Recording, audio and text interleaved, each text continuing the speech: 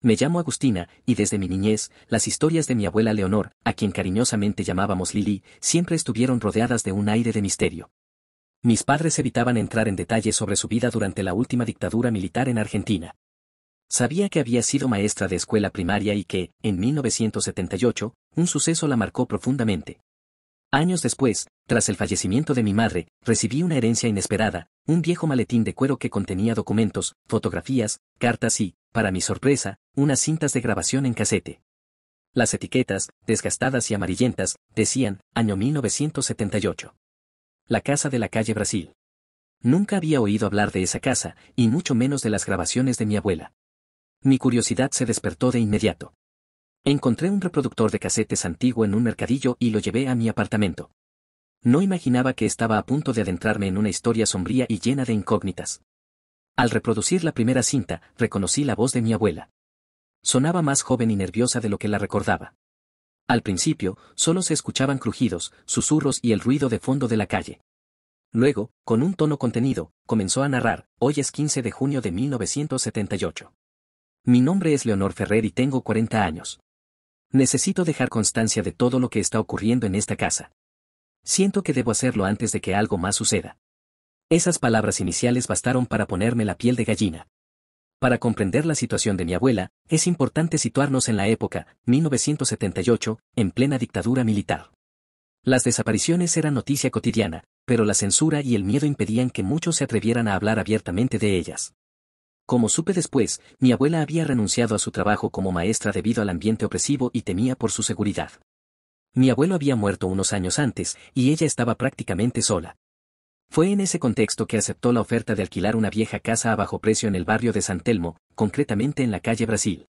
En la segunda cinta, mi abuela explicaba cómo había llegado a ese acuerdo.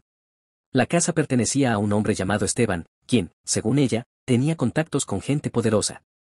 Por motivos que no comprendí del todo, él le alquiló la propiedad a un precio irrisorio, con la condición de que no hiciera demasiadas preguntas, no hiciera ruidos ni se relacionara con extraños. La urgencia de mi abuela por encontrar un lugar donde vivir la llevó a firmar sin cuestionar los detalles.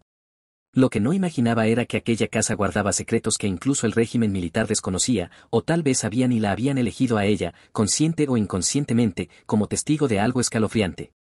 Mi abuela relató en las primeras cintas la impresión que tuvo al entrar por primera vez. Era una casa antigua de estilo colonial tardío, con patios interiores y pasillos largos. Al parecer, la estructura había sufrido daños y reparaciones menores a lo largo de las décadas, y algunas secciones parecían abandonadas, un comedor con muebles polvorientos, un altillo inaccesible y paredes que a veces sonaban huecas.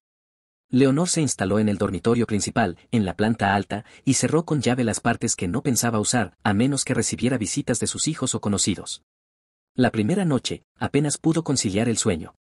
La casa crujía como si estuviera viva, con la madera del suelo y el techo ajustándose al frío de junio. También escuchó pasos difusos, aunque quiso convencerse de que venían de la calle.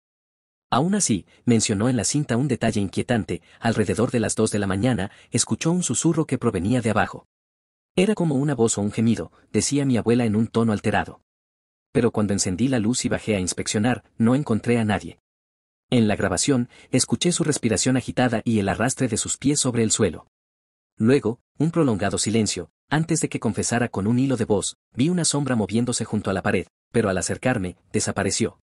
Intercalado con esas anécdotas paranormales, mi abuela contaba también la atmósfera asfixiante que se vivía en Buenos Aires, controles policiales, toques de queda. El miedo constante de toparse con un operativo clandestino. Era el año del Mundial de Fútbol, con Argentina como anfitrión, y a la vez de los centros de detención que seguían activos en las sombras. La gente miraba de reojo al pasar por ciertos edificios, los vecinos evitaban hablar demasiado por temor a la delación. Leonor temía que su mudanza a San Telmo fuera mal vista por sus antiguos conocidos, o que la relacionaran con subversivos por su pasado como maestra sindicalizada. Pero la casa le ofrecía anonimato. Nadie se fija en una mujer solitaria en un barrio de tango y calles adoquinadas, decía ella con ironía. No obstante, tal vez esa misma soledad la hizo presa fácil de fuerzas que no tenían que ver con lo político. Pasadas un par de semanas, los eventos extraños no cesaron. En la tercera cinta, mi abuela describía ruidos en el pasillo durante la madrugada, puertas que se abrían y cerraban, y siempre esa sensación de que alguien la estaba observando. Una noche, entró al comedor para buscar cerillas y vio una silueta sobre la pared, como la sombra de un hombre alto con una boina. Se quedó paralizada, y la silueta se movía a pesar de que no había ninguna persona delante. Era como el reflejo de algo inexistente, explicaba con la voz temblorosa en la grabación. Corrí a buscar la linterna y apunté contra la pared. La sombra se desvaneció en cuanto encendí la luz. No sé si estoy perdiendo la cordura. Siento que la casa guarda un recuerdo que se proyecta en las paredes, o algo peor. A partir de ese día, decidió dejar constancia de todo. Compró las cintas y la grabadora, y empezó a narrar lo que estaba viviendo. Esperaba que, si le ocurría algo, alguien encontrara esa evidencia. Su preocupación no era solo de índole sobrenatural. En plena dictadura, temía que esos fenómenos también pudieran estar relacionados con cuestiones siniestras. ¿Acaso la casa había sido utilizada para interrogar o torturar a personas? ¿Eran los espíritus de las víctimas repitiendo sus últimos momentos? En la cuarta cinta, mi abuela contó que una tarde decidió explorar el altillo. A pesar de que la puerta estaba cerrada con candado, consiguió unas tenazas y logró abrirla. El lugar estaba lleno de polvo, telarañas y cajas apiladas. Entre papeles viejos y trastos inservibles, encontró un cuaderno con anotaciones de alguien llamado Elena, sin apellido. En esas páginas amarillentas, con fecha de 1976, la persona hablaba de ruidos nocturnos, de objetos que se movían sin explicación y de la sensación de que había algo más en la casa.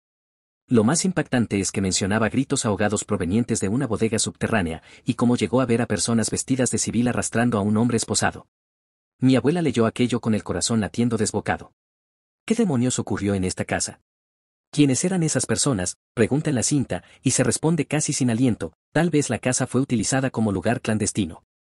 No puedo asegurar nada, pero lo que describe Elena suena a un operativo de la dictadura. También encontró un reloj de pulsera con el cristal roto y las iniciales RG. Decidió guardarlo, pues quizás perteneció a alguien desaparecido que quedó vinculado de algún modo a la energía del lugar. Las grabaciones mostraban que mi abuela necesitaba respuestas.